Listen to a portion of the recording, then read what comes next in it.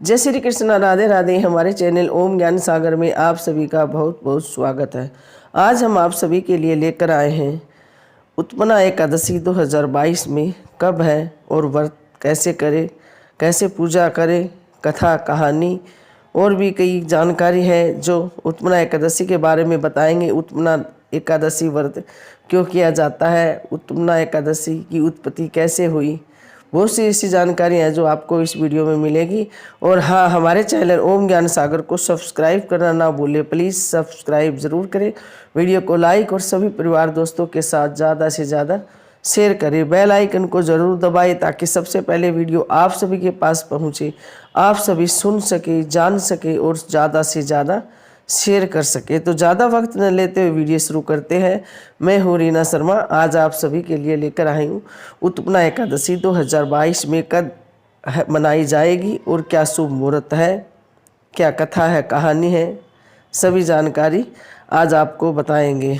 एकादशी व्रत कथा महत्व के बारे में तो सभी जानते हैं। हर मास की कृष्ण व शुक्ल पक्ष को मिलाकर 2 एकादशियाँ आती हैं। यह भी सभी जानते हैं कि इस दिन भगवान विष्णु की पूजा की जाती है, लेकिन यह बहुत ही कम लोग जानते हैं कि एकादशी एक देवी थी जिनका जन्म भगवान विष्णु से हुआ था। एकादशी मार्गशीर्ष मास की कृष्ण एकादशी को प्रकट हुई थी, जिसके कारण इस एकादशी का नाम उत्पन्ना एकादशी पड़ा। इसी दिन से एकादशी वर्ष शुरू हुआ था। हिंदू धर्म में एकादशी व्रत का बहुत ही अधिक महत्व माना जाता है, इसलिए जानकारी होना बहुत जरूरी है कि एकादशी का जन्म कैसे हुआ और क्यों हुआ। तो आइए जानते हैं। एकादशी व्रत 20 नवंबर 2022 रविवार, पारण का समय सुबह 6:48 से सुबह 8:56 तक, 21 नवंबर 2022 को। तो चलिए जानते हैं उत्पन्ना एकादशी व्रत की कथा क्या है। वैसे तो प्रत्येक वर्ष के 12 महीनों में 24 एकादशियाँ आती हैं, लेकिन मल मास या कहे अधिक मास को मिलाकर उनकी संख्या 26 भी हो जाती है। सबसे पहली एकादशी मार्गशीर्ष कृष्ण एकादशी को माना जाता है। इस दिन एकादशी प्रकट हुई थी, इसलिए इस दिन उत्पन्ना एकादशी के नाम से जाना जाता है। एकादशी के जन्म लेने की कथा कुछ इस प्रकार है, आइए जानते हैं। सतयुग की बात है। चंद्रावती नगरी में ब्रह्मवसंज नाड़ी राज्य नाम का एक राजा राज्य करता था। मूर नामक उनका एक पुत्र भी था। वह बहुत ही बलशाली दैत्य था। उसने अपने पराक्रम के बल पर समस्त देवताओं का जीना मुश्किल कर दिया था। इंद्र आदि सब देवताओं को स्वर्गलोक से खदेड़ कर वहाँ अपना अधिकार जमा लिया था। कोई भी देवता उनके पराक्रम के आगे टिक नहीं पाता था। सब परेशान रहने लगे कि ऐसे इस दैत्य से छुटकारा कैसे पाया जाए। देवताओं पर जब भी विपदा आती तो वे सीधे भगवान शिव शंकर के पास पहुँचते। इस बार भी ऐसा ही हुआ।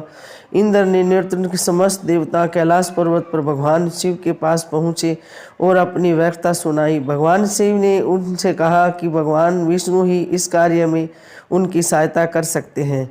अब सभी देवता क्षीर सागर पहुँचे, जहाँ श्री हरि विश्राम कर रहे थे। जैसे ही उनकी आंखें खुली तो देवताओं को सामने पाकर उन्होंने आने का कारण पूछा।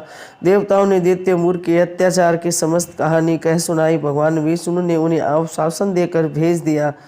उनके बाद हजारों साल तक युद्ध मूर और श्री हरि के बीच में होता रहा, लेकिन मूर की हार नहीं हुई। भगवान विष्णु को युद्ध के बीच में ही निंद्रा आने लगी तो वे बद्रिका आश्रम में हेमवती नामक गुफा में शयन के लिए चले गए। उनके पीछे पीछे मूर भी गुफा में चला आया। भगवान विष्णु को सोते हुए देखकर उन पर वार करने के लिए मूर ने जैसे ही हथियार उठाए, श्री हरि से एक सुंदर कन्या उत्पन्न हुई, जिसने मूर के साथ युद्ध किया। सुंदरी के प्रहार से मूर मूर्छित हो गया, जिसके बाद उनका सर धड़ से अलग कर दिया गया। इस प्रकार मूर का अंत हुआ। तब भगवान विष्णु नींद से जागे तो सुंदरी को देखकर वे हैरान हो गए। जिस दिन वह प्रकट हुई वह दिन मार्गशीर्ष मास की एकादशी का दिन था, इसलिए भगवान विष्णु ने उनका नाम एकादशी रखा और उनसे वरदान मांगने को कहा। एकादशी ने मांगा कि जब भी कोई मेरा उपवास करे तो उनके समस्त पापों का नाश हो। जब भगवान विष्णु ने एकादशी को वरदान दिया कि आज से प्रत्येक मास की एकादशी को जो भी उपवास रखेगा, कथा कहानी सुनेगा, उनके समस्त पापों का नाश होगा और विष्णु लोक में स्थान मिलेगा। मुझे सब उपवासों में एकादशी का उपवास प्रिय होगा। तब से लेकर वर्तमान एक एकादशी व्रत का महत्व बना हुआ है और सभी एकादशी व्रत का पालन करते हैं, पूजा व्रत विधि करते हैं, कथा कहानी सुनते हैं। अब आइए जानते हैं कब करें एकादशी उपवास की शुरुआत। जो व्रती एकादशी के उपवास को नहीं रखते हैं और इस उपवास को लगातार रखने का मन बना रहे हैं तो उन्हें मार्गशीर्ष मास की कृष्ण एकादशी अर्थात उत्पन्ना एकादशी से इसका आरंभ शुरू करना चाहिए, क्योंकि सर्वप्रथम हेमंत ऋतु में इसी एकादशी से इस व्रत का शुरुआत हुई थी। यही माना जाता है कि 2022 में उत्पन्ना एकादशी का व्रत 20 नवंबर को रखा जाएगा।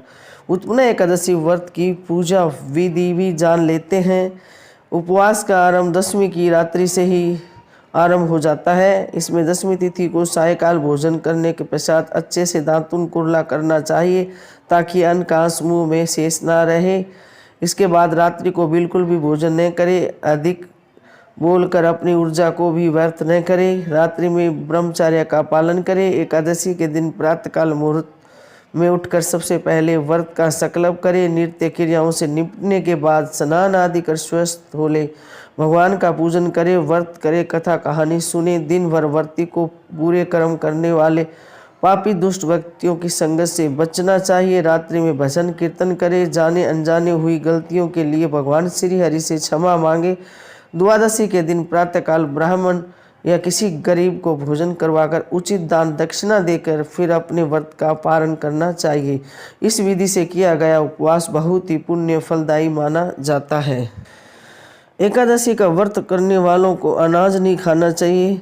एकादशी के दिन बाल नहीं कटवाना चाहिए। एकादशी के दिन कई महिलाएं बाल भी नहीं धोती है और नहीं धोना चाहिए। उत्पन्ना एकादशी के दिन भगवान विष्णु जी को भक्तों को दक्षिणवर्ती संघ की पूजा निश्चित रूप से करनी चाहिए। इससे कई प्रकार के कष्टों से मुक्ति मिलती है। इस दिन भगवान विष्णु को गेंदे फूल की माला अर्पित करें। साथ ही उन्हें बेसन का हलवा और केसर वाली खीर भोग के लिए ज़रूर भोग में लगाए, भोग चढ़ाएं। भोग चढ़ाने के पहले उनमें तुलसी के पत्ते अवश्य डालें।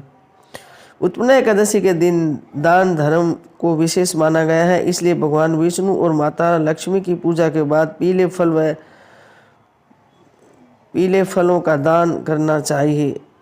एकादशी व्रत के दिन ओम नमो भगवते वासुदेवाय मंत्र का जाप निरंतर करते रहें। साथ ही इस दिन शाम के समय माता तुलसी के सामने दीपक जलाएं व उनकी आरती करें और 11 बार परिक्रमा जरूर करें। इस दिन भगवान विष्णु की पूजा के बाद पीपल के पेड़ की पूजा करने से भी व्यक्ति को विशेष लाभ मिलता है। साथ ही घर के मुख्य द्वार पर घी का दीपक भी जरूर जलाएं। ये थी जानकारी एकादशी व्रत कब है, उत्पन्ना एकादशी व्रत, पूजा विधि, कथा कहानी। आशा करते हैं कि हमारी जानकारी आप सभी को ज़रूर पसंद आएगी और हाँ, हमारे चैनल ओम ज्ञान सागर को सब्सक्राइब जरूर करें, वीडियो को लाइक और सभी परिवार दोस्तों के साथ ज़्यादा से ज़्यादा शेयर करें। तो मिलते हैं ऐसी एक और नई जानकारी के साथ। जब तक आप सभी लोग स्वस्थ रहे, मस्त रहे, खुश रहे, तरक्की करें, उन्नति करें। भगवान से यही प्रार्थना करते हैं कि आप सबकी हर मनोकामना पूरी करे और आप लोग हमेशा ऐसे ही मुस्कुराते रहे। धन्यवाद। जय श्री कृष्णा। राधे।